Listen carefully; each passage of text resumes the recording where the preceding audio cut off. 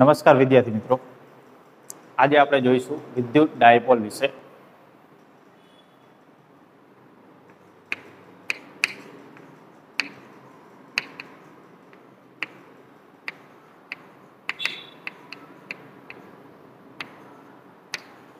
તો વિદ્યુત ડાયપોલ કોને કહેવાય? બે વિદ્યુત ભાર સમાન મૂલ્યના અને વિરુદ્ધ પ્રકારના પરિમિત અંતરે આવેલા હોય તો આ તંત્રને આપણે વિદ્યુત ડાયપોલ કહીશું. બરાબર? તો સમાન પ્રકારના હોય, વિરુદ્ધ પ્રકારના સમાન મૂલ્યના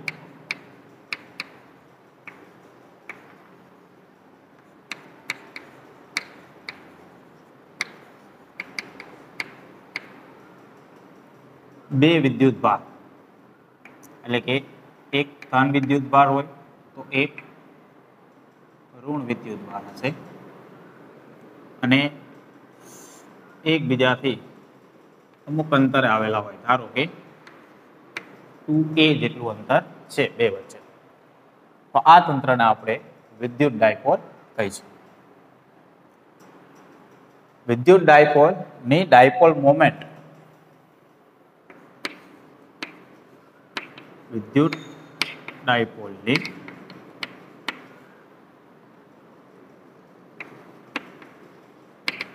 ડાયપોલ મોમેન્ટ, જેને વિદ્યુત ડાયપોલ મોમેન્ટ પણ આપણે કહી શકીએ, જેને આપણે P વડે બતાવશું. P બરાબર બે માંથી કોઈ એકનું મૂલ્ય, બે માંથી એક વિદ્યુત ભાર નું મૂલ્ય, આ બંનેનું મૂલ્ય સરખું જ છે, ગુણ્યા બે વચ્ચેનું અંતર, જેને વિદ્યુત ડાયપોલ મોમેન્ટ કહેવાય. તો અહીંયા આપણે વિદ્યુત ભાર Q જેટલો લીધો છે અને બે વચ્ચેનું અંતર 2a જેટલું લીધું છે. તો આ રીતે આપણે વિદ્યુત ડાયપોલ મોમેન્ટ વ્યાખ્યાયિત કરી શકીએ. બરાબર? તો P બરાબર બે વચ્ચેનું અંતર જે સિમ્બોલમાં લઈએ, અહીંયા 2a લીધું છે તો 2a અને જે વિદ્યુત ભાર હોય બે માંથી કોઈ પણ એકનું મૂલ્ય, તો Q ઇન્ટુ 2a. તો વિદ્યુત ડાયપોલ મોમેન્ટ આ રીતે વ્યાખ્યાયિત થશે. વિદ્યુત ડાયપોલ મોમેન્ટ સદિશ રાશિ છે. બરાબર? તો સદિશ રાશિ હોય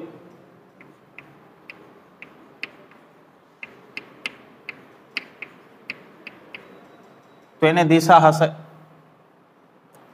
તો અહીંયા જો વિદ્યુત ભાર જે છે એ તો અદિશ હોય, અંતર એ સદિશ આવી શકે. બરાબર? તો આપણે આ રીતે લખી શકીએ, તો P સદિશ બરાબર 2a સદિશ ઇન્ટુ Q. આ રીતે સદિશ સ્વરૂપે આપણે લખી શકીએ. તો દિશા કઈ હશે? તો અંતર જે છે એ તો અહીંયાથી આમે માપી શકીએ ને અહીંયાથી આમે માપી શકીએ, પરંતુ ડાયપોલ મોમેન્ટની દિશા ઋણ વિદ્યુત ભારથી ધન વિદ્યુત ભાર તરફ હોય. બરાબર? ની દિશા -Q થી +Q તરફ, એટલે કે માઇનસ વિદ્યુત ભારથી પ્લસ વિદ્યુત ભાર તરફ ડાયપોલ મોમેન્ટની દિશા હોય. એકમ શું થશે?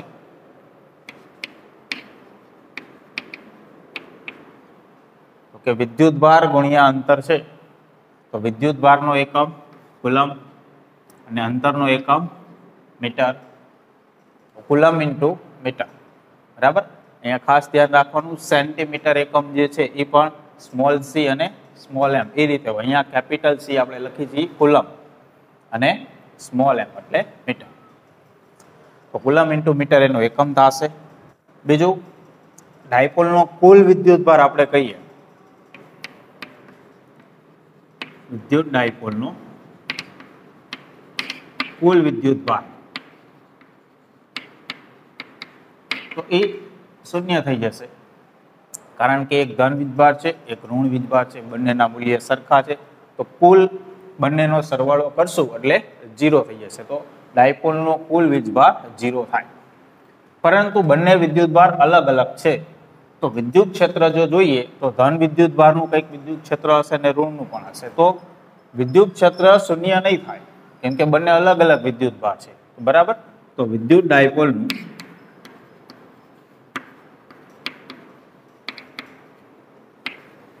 વિદ્યુત ક્ષેત્ર જે શૂન્ય નહીં થાય, કારણ કે બંને વિદ્યુત ભાર અલગ અલગ છે. તો આસપાસના વિસ્તારમાં કંઈક વિદ્યુત ક્ષેત્ર હશે. તો કોઈ પણ જગ્યાએ આપણે વિદ્યુત ક્ષેત્ર એનું ગણવું હોય, આ રીતે ગમે તે જગ્યાએ વિદ્યુત ક્ષેત્ર હશે, બરાબર. પરંતુ એમાંથી આપણે સૌપ્રથમ આ બિંદુઓ પર વિદ્યુત ક્ષેત્ર ગણશું અને જે મધ્ય બિંદુ છે એમને લંબ પસાર થતી રેખા એટલે કે આર, આને કહેવાય અક્ષ ડાયપોલ અને આને કહેવાય વિષુવવૃત્ત અથવા વિષુવ અક્ષ એવું પણ આપણે કહી શકીએ. તો અક્ષ પર અને વિષુવરેખા પર દરેક બિંદુએ વિદ્યુત ક્ષેત્ર કેટલું હોય એના આપણે સમીકરણો તારવશું. તો વિદ્યુત ડાયપોલની અક્ષ કોને કહેવાય? તો કે વિદ્યુત ભારમાંથી પસાર થતી રેખા, બંને વિદ્યુત ભાર. અને વિષુવ અક્ષ કોને કહેવાય? વિષુવરેખા કોને કહેવાય? તો કે બંને વિદ્યુત ભારનું જે મધ્ય બિંદુ છે એટલે કે ડાયપોલનું જે મધ્ય બિંદુ છે એમાંથી પસાર થતી અને અક્ષને લંબ એટલે કે બે વિદ્યુત ભારમાંથી પસાર થતી રેખા હોય એને લંબ રેખા, એને વિષુવરેખા કહેવાય. તો બંને જગ્યાએ આપણે વિદ્યુત ક્ષેત્ર કેટલું હશે એ ગણવું છે. તો પહેલા આપણે અક્ષ માટે ગણીએ.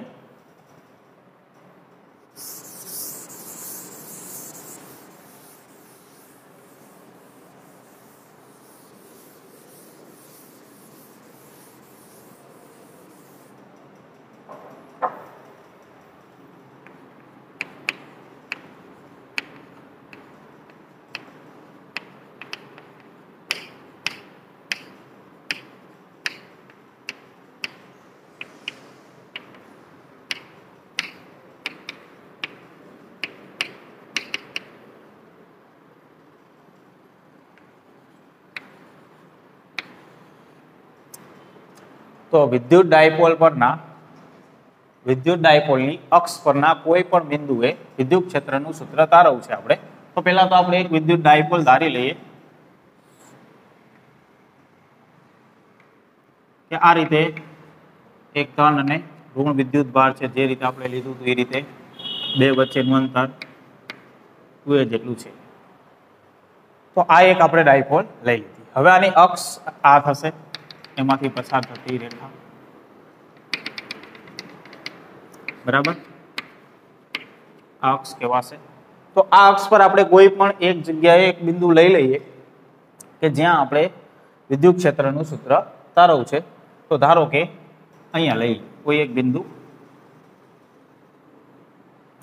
બરાબર. તો આ બિંદુને આપણે કહી દઈએ ક્યુ બિંદુ. તો ક્યુ બિંદુ પાસે આપણે કેટલું વિદ્યુત ક્ષેત્ર છે એ તારવ છે. તો એક તો ધન વિદ્યુત ભારના કારણે અહીંયા વિદ્યુત ક્ષેત્ર હશે અને ઋણ વિદ્યુત ભારના કારણે પણ અહીંયા વિદ્યુત ક્ષેત્ર હશે. તો બંનેના કારણે કેટલું વિદ્યુત ક્ષેત્ર હશે એ આપણે લખીએ. તો ધન વિદ્યુતભાર ના કારણે ક્યુ બિંદુ પાસે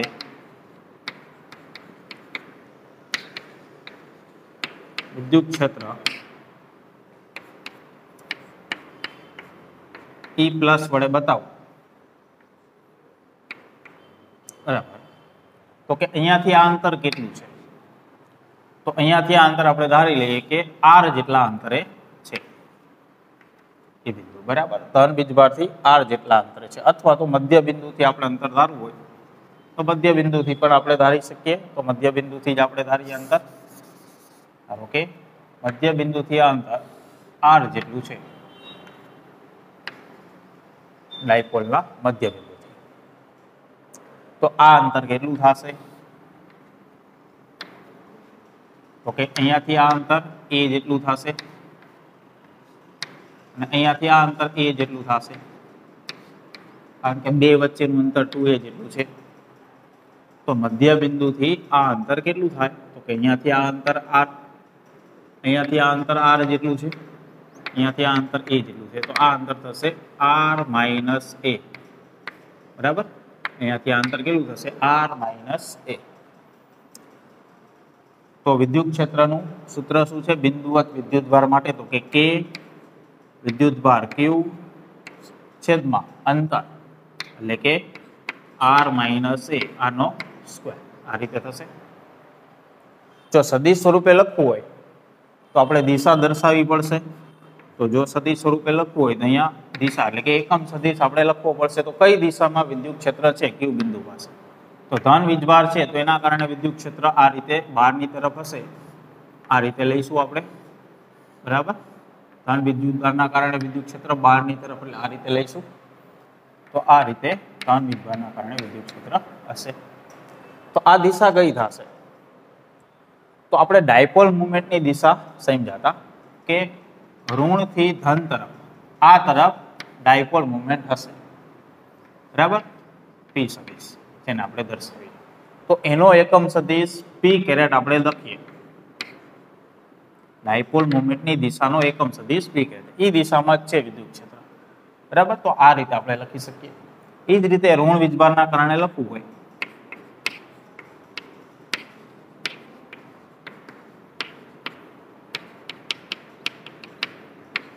Q બિંદુ પાસે વિદ્યુત ક્ષેત્ર જેને આપણે E માઇનસ વડે બતાવીએ. તો વિદ્યુત ભાર તો Q જેટલો જ છે. તો K Q છેદમાં અંતર કેટલું થશે અહીંયાથી અહીંયા સુધીનું? તો અહીંયાથી આ અંતર કેટલું થયું અહીંયાથી આ? તો કે A જેટલું. અને મધ્ય બિંદુથી આ અંતર કેટલું થયું? R જેટલું. તો ટોટલ અહીંયાથી આ અંતર કેટલું થશે? R પ્લસ A જેટલું. R પ્લસ A એનો સ્ક્વેર આવું થશે. KQ છેદમાં અંતરનો વર્ગ. અને સદિશ સ્વરૂપે લખવું હોય તો ઋણ વીજભાર છે તો એના કારણે વિદ્યુત ક્ષેત્ર આ બિંદુ પાસે અંદરની તરફ એટલે કે આ રીતે થશે, બરાબર. ઋણ વીજભાર તરફ એ રીતે થશે. એટલે ઋણ વીજભારના કારણે વિદ્યુત ક્ષેત્ર ડાયપોલ મુવમેન્ટની જે દિશા છે એની વિરુદ્ધ દિશામાં થશે. જો અહીંયા આપણે ડાયપોલ મુવમેન્ટનો એકમ સદિશ લખીએ તો માઇનસ લખવું પડશે, કારણ કે વિદ્યુત ક્ષેત્ર ડાયપોલ મુવમેન્ટથી વિરુદ્ધ દિશામાં છે. તો ડાયપોલ મોમેન્ટનો એકમ સદિશ લખીએ તો અહીંયા માઇનસ લખવું પડશે. તો સદિશ સ્વરૂપે આપણે આ રીતે લખી શકીએ. તો ધન અને ઋણ બંને વીજભારના કારણે Q બિંદુ પાસે વિદ્યુત ક્ષેત્ર આપણે લખી દીધું. હવે ડાયપોલ એટલે તો બંને વીજભાર કહેવાય. તો વિદ્યુત ડાયપોલના કારણે અહીંયા કેટલું વિદ્યુત ક્ષેત્ર એવું ગણવું હોય તો બંનેના કારણે જે વિદ્યુત ક્ષેત્ર છે એનો સરવાળો કરવો પડશે, બરાબર. સદિશ સરવાળો. તો વિદ્યુત ડાયપોલ ના કારણે કુલ વિદ્યુત ક્ષેત્ર E બરાબર ધન વીજભારના કારણે વિદ્યુત ક્ષેત્ર અને ઋણ વીજભારના કારણે વિદ્યુત ક્ષેત્ર બંનેનો સદિશ સરવાળો. તો ધન વીજભારના કારણે કેટલું વિદ્યુત ક્ષેત્ર છે? તો કે KQ છેદમાં R માઇનસ A એનો સ્ક્વેર ઇન્ટુ P કેરેટ.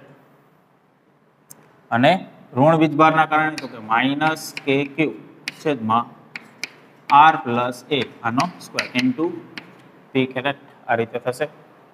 હવે જેટલું સરખું છે એને આપણે કોમન કાઢી લઈએ તો કે KQ એટલું કોમન નીકળશે અને P કેરેટ જે આપણે બીજી તરફ લખીએ 1/r માઇનસ A એનો square minus 1/r plus A એનો સ્ક્વેર ઇન્ટુ P કેરેટ. હવે આપણે આનું સાદુરૂપ આપીએ તો KQ લસા લઈએ તો અહીંયા આવશે R પ્લસ A એનો સ્ક્વેર માઇનસ આ અહીંયા આવશે R માઇનસ A એનો સ્ક્વેર છેદમાં R માઇનસ A એનો સ્ક્વેર R પ્લસ A એનો સ્ક્વેર ઇન્ટુ P કેરેટ. હવે અહીંયા આપણે વિસ્તરણ કરીએ તો આ રીતે થશે KQ અહીંયા આવશે R square plus 2RA plus A square minus અહીંયા આવશે આગળ માઇનસ છે એટલે ચિહ્ન ફરશે R સ્ક્વેર માઇનસ આવશે પરંતુ આગળ માઇનસ છે એટલે પ્લસ 2RA પ્લસ આવશે પરંતુ આગળ માઇનસ છે એટલે માઇનસ A સ્ક્વેર આખાના છેદમાં અહીંયા જુઓ આનો વર્ગ છે અને આનોય વર્ગ છે, તો r પ્લસ a અને r માઇનસ a, તો આને આપણે આવી રીતે લખી શકીએ r square minus a square અને આખાનો સ્ક્વેર તો રહેશે જ, બરાબર. આ સ્ક્વેર બંને ઉપર છે તો આપણે એને આખાનો સ્ક્વેર વિચારી શકીએ, તો r માઇનસ a અને r પ્લસ a શું લખી શકાય, r square minus a square into p caret. તો જો અહીંયા ઉપર r સ્ક્વેર કેન્સલ થઈ જશે, a સ્ક્વેર એ કેન્સલ થઈ જશે, તો વધ્યું કેટલું, તો કે k ક્યુબ 2ra આટલું વધ્યું અને છેદમાં કેટલું વધ્યું, તો કે r square minus a square આખાનો સ્ક્વેર ઇન્ટુ p કેરેટ આટલું વધ્યું. હવે અહીંયા ક્યુબ 2 અને 1, તો અહીંયા ડાયપોલ મોમેન્ટ લખ્યું હોય ડાયપોલ માટે તો શું લખી શકીએ, p બરાબર, તો કે બે વચ્ચેનું અંતર 2a અને એક વિદ્યુતભાર q, તો 2aq આટલું હોય ત્યાં આપણે p લખી શકીએ ડાયપોલ મોમેન્ટ, બરાબર. તો શું થશે k, તો આની જગ્યાએ આવશે p, r રહેશે છેદમાં r square minus a square આખાનો સ્ક્વેર ઇન્ટુ, બરાબર. આ રીતે આપણે લખી શકીએ. સોરી, અહીંયા બે વખત છે એટલે અહીંયા ટોટલ 4 વખત થશે, એટલે આમાં આપણે 2 ગુણ્યા 2 આવું લખવાનું થાય, એટલે 1 2 આવી જશે, એટલે 1 2 હજી અહીંયા વધશે. આ થશે કુલ વિદ્યુત ક્ષેત્રનું સૂત્ર અક્ષ પર, બરાબર. ડાયપોલના મધ્ય બિંદુથી r અંતરે આવેલા બિંદુએ વિદ્યુત ક્ષેત્ર આ સમીકરણ અનુસાર આપણે ગણી શકીએ. હજી આપણે અહીંયા આવું વિચારી શકીએ કે r અંતર જે છે એ આ બે વચ્ચેનું અંતર એટલે કે 2a અંતર જે છે એના કરતા ખૂબ જ વધારે હોય,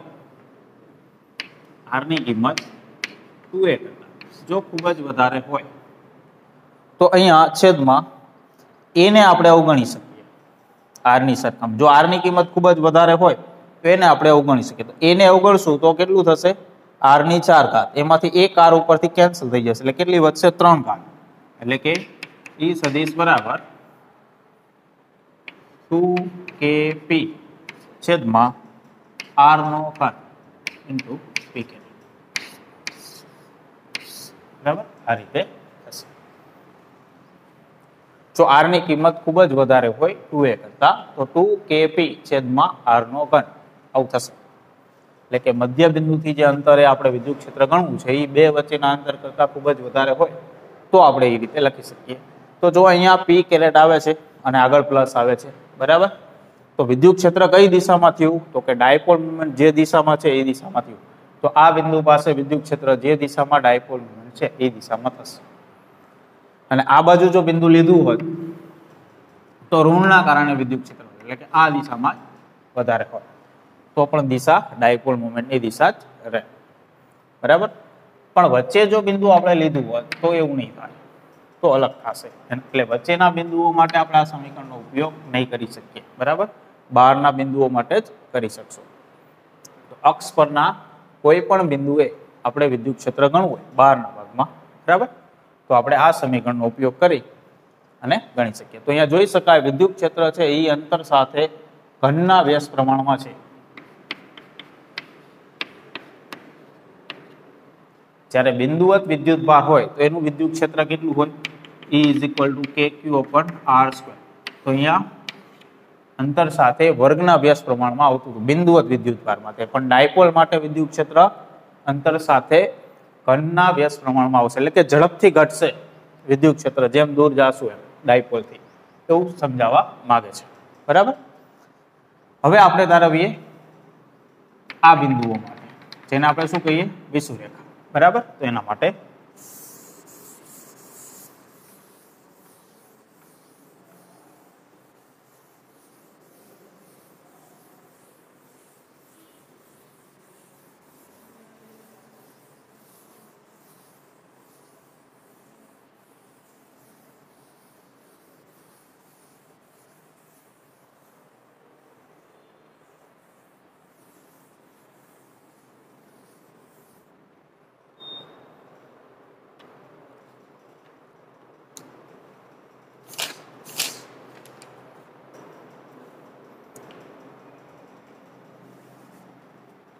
અક્ષની જગ્યાએ હવે આપણે તારવશું વિષુવવૃત્ત રેખા પરના બિંદુઓ માટે. તો પહેલા તો આપણે જે રીતે હમણાં લીધું હતું એક ડાયપોલ લઈ લઈએ,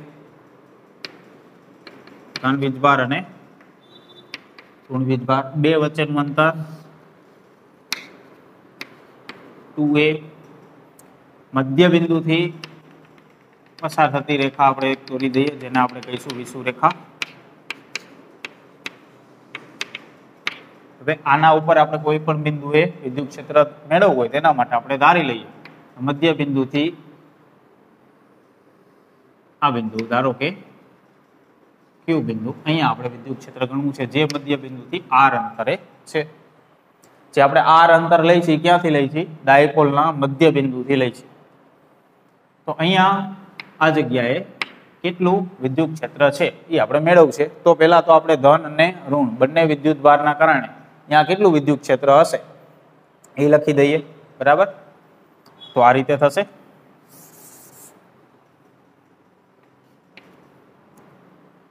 પ્લસ ક્યુ વીજભારના કારણે ક્યુ પાસે વિદ્યુત ક્ષેત્ર પ્લસ, બરાબર. તો કે વિદ્યુત ભાર કે ક્યુ છેદમાં અંતર કેટલું થશે? તો કે આ અંતર r છે, અહીંયાથી આ અંતર થશે એ જેટલું આપણે આ અંતર જોઈ છે. તો જો કાટકોણ ત્રિકોણ બનશે તો આ અંતર થશે r² પ્લસ a² નું વર્ગમૂળ એટલે કે 1/2. તો આ અંતર આપણે લેવાનું થશે અહીંયા. તો કે r² પ્લસ a² ની 1/2, પણ એનો વર્ગ આવશે એટલે વર્ગમૂળ નીકળી જશે. તો આટલું વિદ્યુત ક્ષેત્ર થશે. એ જ રીતે ઋણ વીજભાર માટે અંતર જોઈએ તો અહીંયાથી આ અંતર કેટલું છે? a. તો આ અંતર કેટલું થશે? એટલું જ થશે. અહીંયા એક કાટકોણ ત્રિકોણ બનશે. બરાબર, એટલે એ જ અંતર આવશે. તો ઋણ વીજભારના કારણે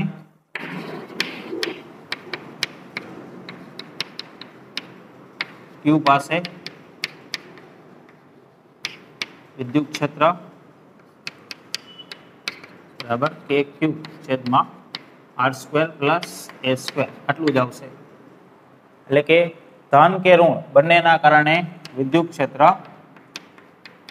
સરખું જ આવશે. એના બરાબર આપણે E લઈ લઈએ. પણ બંનેની દિશા જોઈએ, મૂલ્ય સરખા આવશે. દિશા કઈ રીતે આવશે? તો ધન વીજભાર છે તેના કારણે વિદ્યુત ક્ષેત્ર આ રીતે દૂર, ધન વીજભારથી દૂર એટલે કે બહારની તરફ આ રીતે હશે. એટલે કે આ દિશા થશે ધન વીજભારના કારણે, અને ઋણ વીજભારના કારણે વિદ્યુત ક્ષેત્રની દિશા થશે એના તરફ એટલે કે આ રીતે થશે. તો બંનેની દિશા જે છે એ વિરુદ્ધય નથી અને એક દિશામાં નથી, અમુક ખૂણે આવે છે. તો આપણે અહીંયા ખૂણો ધારી લઈએ કે ધારો કે આ ખૂણો θ છે. બરાબર, તો અહીંયા આપણે આ રીતે બે ભાગ પાડીએ આના. એક દિશા આમ આવશે અને એક આમ આવશે.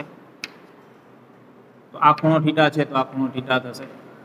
તો અહીંયા આવશે E cos θ અને અહીંયા આવશે E sin θ.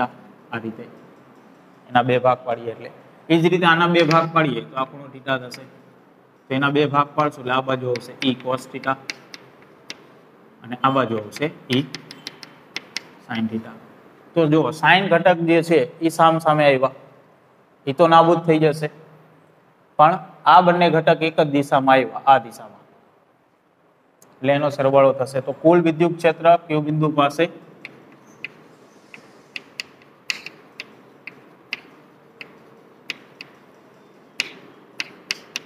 યસ બરાબર આ બે જ ગણવાના થશે 2E cos θ.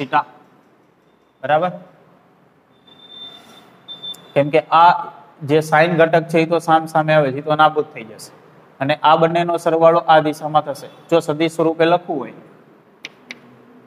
તો અહીંયા દિશા આપણે લખવી હોય તો ડાયપોલ મોમેન્ટની દિશા કઈ થશે? માઇનસ થી પ્લસ, એટલે કે આ તરફ P સદિશ હશે ડાયપોલ મોમેન્ટ. આપણે એનાથી વિરુદ્ધ દિશા છે એટલે આપણે અહીંયા માઇનસ પી કેરેટ આવું લખી શકીએ, બરાબર. આ દિશા છે જે ડાયપોલ મોમેન્ટથી વિરુદ્ધ દિશામાં છે, તો માઇનસ પી કેરેટ એવું આપણે લખી શકીએ. તો હવે અહીંયા કિંમત મૂકી દઈએ, -2 E એટલે વિદ્યુત ક્ષેત્ર. તો જે સરખું જ છે કોઈ પણ એક લખી દઈએ, તો કે KP છેદમાં R² + A² અને cos θ ઇન્ટુ પી કેરેટ આ રીતે થશે. હવે અહીંયા cos θ ની કિંમત આપણે મૂકીએ, તો જો ત્રિકોણની અંદર આપણે અહીંયા θ લીધું છે, તો cos θ બરાબર શું થશે? પાસેની બાજુ એટલે કે A છેદમાં કર્ણ એટલે કે R² + A² ની 1/2. તો cos θ ની કિંમત આપણે અહીંયા લખી દઈએ, તો આવી રીતે થશે, બરાબર -2 KP છેદમાં R² + A² અને cos θ ની જગ્યાએ A ના છેદમાં R² + A² એની 1/2 ઇન્ટુ પી કેરેટ, બરાબર. હવે જો અહીંયા છેદમાં અહીંયા આની 1 છે કઈ નહીં એટલે, અને અહીંયા 1/2 છે. તો આધાર સરખો હોય તો ઘાતાંકોનો સરવાળો થશે, તો 1 + 1/2 એટલે કેટલું થશે? 3/2. E ડેશ બરાબર -2 KPA છેદમાં સોરી અહીંયા KQ હતું અહીંયા, બરાબર. વિદ્યુત ક્ષેત્રની કિંમત અહીંયા Q વિદ્યુત ભાર હતો, ડાયપોલ મોમેન્ટ નહીં. KQ છેદમાં આ રીતે છે, બરાબર. તો અહીંયા Q આવશે, ફરીથી લખાઈ ગયું. અહીંયા છેદમાં આવશે R² + A², અહીંયા 1 અને અહીંયા 1/2 એટલે ટોટલ થશે 3/2 ઇન્ટુ પી કેરેટ આવી રીતે થશે. પછી 20 બરાબર 2A અને Q. તો જો બે વચ્ચેનું અંતર 2A અને વિદ્યુત ભાર Q છે, તો ડાયપોલ મોમેન્ટ થશે 2AQ P બરાબર. તો આની જગ્યાએ P આવશે, તો આવી રીતે લખાશે -KP છેદમાં R² + A² ની 3/2 ઇન્ટુ પી કેરેટ. આ રીતે લખાશે. તો કોઈ પણ બિંદુએ વિષુવરેખા પર વિદ્યુત ક્ષેત્ર ગણવું હોય આપણે, તો મધ્ય બિંદુથી R અંતરે એટલે કે જે અંતરે આપણે બિંદુ હોય કે જ્યાં આપણે વિદ્યુત ક્ષેત્ર ગણવું છે, તો એ અંતર સ્મોલ r થશે, અને A એટલે આ બે વચ્ચેનું અંતર જે છે 2A એનું અડધું થશે. તો આ રીતે આપણે મેળવી શકીએ. -p કેરેટ દિશા આવે છે, તો -p કેરેટ એટલે ડાયપોલ મોમેન્ટની દિશા માઇનસ થી પ્લસ તરફ હોય, તો વિદ્યુત ક્ષેત્ર આ તરફ હશે, એટલે કે પ્લસ થી માઇનસ તરફ હશે.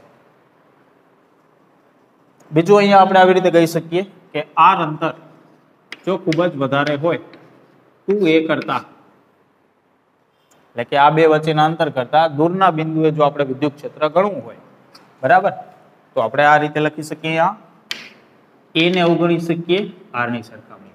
જો આપણે A ને અવગણી નાખીએ તો કેટલી ઘાત છે? 3/2. તેમાંથી સ્ક્વેર છે R², તો બે કેન્સલ થઈ જશે, એટલે R નો ઘન એટલું વધશે. તો વિદ્યુત ક્ષેત્ર -KP છેદમાં R નો ઘન ઇન્ટુ પી કેરેટ. તો આ રીતે મળશે.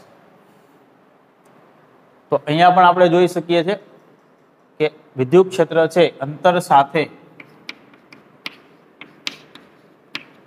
ઘનના વ્યસ્ત પ્રમાણમાં મળે છે. એટલે કે વિષુવરેખા પર કોઈ પણ બિંદુએ વિદ્યુત ક્ષેત્ર અંતર સાથે ઘનના પ્રમાણમાં ઘટતું જાય, જે રીતે અક્ષ માટે મળતું હતું. તો અક્ષ માટે જે મળતું હતું આ જ શરત માટે તો એ આવું આવતું હતું, E સદિશ બરાબર 2KP છેદમાં R નો ઘન ઇન્ટુ પી કેરેટ આવું આવતું હતું. એના માટે અક્ષ માટે તો બંનેની સરખામણી કરીએ તો જો ફરક કેટલો છે? એક તો દિશામાં, આની દિશા અને આની દિશા વિરુદ્ધ મળે છે. આ ડાયપોલ મોમેન્ટની દિશામાં વિદ્યુત ક્ષેત્ર આવે છે, આમાં એનાથી વિરુદ્ધ આવે છે. બીજું અહીંયા 2 આવે છે, અહીંયા 2 નથી, બાકી બધું સરખું છે, બરાબર. તો ડાયપોલ માટે વિદ્યુત ક્ષેત્ર અંતર સાથે અંતર સાથે ઘનના વ્યસ્ત પ્રમાણમાં ઘટતું જાય. તો આ રીતે આપણે બંને સમીકરણો તારવી શકીએ.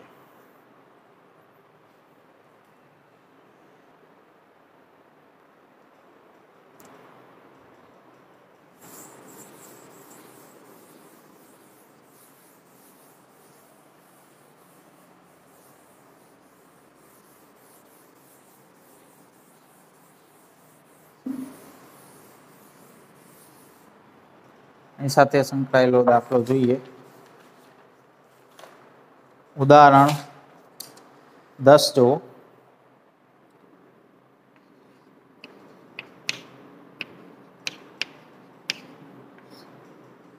જો એની રકમ બે વિદ્યુત ભારો પ્લસ ઓર માઇનસ 10 માઇક્રોકુલમ એકબીજાથી 5 મિલીમીટર અંતરે મૂકેલા છે.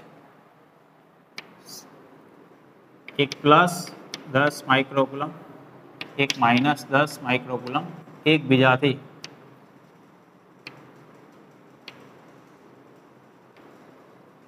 5 મિલીમીટર અંતર મૂકેલા છે. તો પેલું આકૃતિ એ માં, એટલે અહીંયા આકૃતિ દર્શાવેલી છે બે, એમાં પહેલી આકૃતિમાં દર્શાવ્યા મુજબ ડાયપોલની અક્ષ પરના તેના કેન્દ્રથી 15 સેન્ટીમીટર દૂર ધન વીજભાર બાજુ મૂકેલા પી બિંદુએ, એટલે કે આકૃતિની અંદર બતાવ્યું છે આ રીતે, અહીંયા ધન વીજભાર આ બાજુ બતાવ્યો છે અને આ બાજુ ઋણ વીજભાર બતાવ્યો છે, અને આનાથી આ રીતે કેન્દ્રથી બરાબર મધ્ય બિંદુથી કોઈ એક બિંદુ પી છે જે 15 સેન્ટીમીટર અંતરે છે. તો આ પી બિંદુએ, અને પછી બીજી આકૃતિ બતાવી છે જેની અંદર આ રીતે -10 માઇક્રોકુલમ અને +10 માઇક્રોકુલમ બે વચ્ચેનું અંતર 5 મિલીમીટર આ રીતે, અને ત્યાંથી એના માટે કીધું છે ઓ બિંદુમાંથી પસાર થતી અક્ષને લંબ, એટલે કે આ રેખા બરાબર, આમાંથી પસાર થતી અક્ષને લંબ એટલે કે વિષુવ રેખા ઓ થી 15 સેન્ટીમીટર આવેલો બિંદુ, અહીંયા આ બિંદુ ઓ બતાવ્યું છે, ઓ થી અહીંયા આ રીતે બિંદુ ક્યુ 15 સેન્ટીમીટર અંતરે આવે. વિદ્યુત ક્ષેત્ર શોધો. તો અહીંયાથી 15 સેન્ટીમીટરે આવેલું બિંદુ પી અને અહીંયાથી 15 સેન્ટીમીટર આવેલું બિંદુ ક્યુ, આ બંને જગ્યાએ આપણે વિદ્યુત ક્ષેત્ર ગણવાનું છે. તો આ અક્ષ કેવા છે, અક્ષ પરનું બિંદુ કેવા છે, અને આ વિષુવ રેખા પરનું બિંદુ કેવા છે. તો અક્ષ પરના બિંદુ અને વિષુવ રેખા પરના બિંદુઓ માટે હમણાં જ આપણે સમીકરણો તાર્યા વિદ્યુત ક્ષેત્ર ગણવા માટેના, અને અહીંયા આપણે જોઈ શકીએ છીએ કે બે વચ્ચેનું અંતર છે એ 5 મિલીમીટર છે, અને અંતર ગણવું છે જે આપણે વિદ્યુત ક્ષેત્ર ગણવું છે એ 15 સેન્ટીમીટર અંતર, એટલે અંતરમાં બહુ વધારો છે બરાબર. આને આપણે સ્મોલ આર કહીએ અને આને આપણે 2a કહીએ. તો 2a કરતા r બંને માટે ખૂબ જ વધારે છે એવું કહી શકીએ. તો એના માટે આપણે વિદ્યુત ક્ષેત્રનું સૂત્ર આ રીતે લખી શકીએ. અક્ષ માટે 2kp છેદમાં r નો અદિશ સ્વરૂપે લખવું હોય તો બરાબર, અક્ષ માટે એ રીતે થશે, અને વિષુવ રેખા માટે kp છેદમાં r નો ઘન આ રીતે આપણે લખી શકીએ. ફક્ત મૂલ્ય લખીએ તો બરાબર, બાકી દિશા તો અહીંયા કઈ હશે, ડાયપોલ મોમેન્ટની દિશામાં જશે, એટલે કે માઇનસ થી પ્લસ તરફ, એટલે કે આ દિશામાં જશે, અને અહીંયા માઇનસ થી પ્લસ એની વિરુદ્ધ દિશામાં, એટલે કે આ રીતે હશે અહીંયા વિદ્યુત ક્ષેત્ર, અને અહીંયા વિદ્યુત ક્ષેત્ર આ રીતે હશે. તો કિંમત લખી દઈએ. તો પેલા તો આપણે ડાયપોલ મોમેન્ટ ગણવી પડશે પી. તો પી ની કિંમત કેટલી હોય, તો કે 2aq. તો બે વચ્ચેનું અંતર કેટલું છે 5 મિલીમીટર, એટલે કે 5 × 10⁻3, અને વિદ્યુત ભાર કેટલો છે તો કે 10 માઇક્રોકુલમ, 10 × 10⁻6. તો ટોટલ થશે 5 × 10⁻8 બરાબર, કુલમ ઇન્ટુ મીટર. હાલો, ડાયપોલ મોમેન્ટ મળી ગઈ, કે એની કિંમત ખબર હોય, આર તો ખબર જ છે, તો 2 × k એટલે 9 × 10⁹ ગુણ્યા પી ની કિંમત તો કે 5 × 10⁻8 છેદમાં r નો ઘન, એટલે અંતર છે 15 સેન્ટીમીટર, તો 15 × 10⁻2 આનો ઘન. એ જ રીતે અહીંયા આવશે કે એટલે 9 ગુણ્યા 10⁹ પી એટલે કેટલું મળ્યું 5 ગુણ્યા 10⁻8 માં અંતર તો અહીંયા પણ 15 સેન્ટીમીટર જ છે -2 એનો સ્ક્વેર અહીંયા ડબલ આવશે એનાથી અહીંયા અડધું આવશે એવું થશે ને અહીંયા 2 છે ત્યાં નથી એટલો ફરક તો ગણશો એટલે આવશે અહીંયા મળશે 2.66 ગુણ્યા 10⁻⁻5 બરાબર ન્યૂટન કુલમ માઇનસ અહીંયા એટલું વિદ્યુત ક્ષેત્ર આવશે તો અહીંયા એનાથી અડધું આવશે એટલે કે 1.33 ગુણ્યા 10⁵ ન્યૂટન પ્રતિ કુલમ તો આ રીતે આપણને બંને જગ્યાએ વિદ્યુત ક્ષેત્ર મળશે બરાબર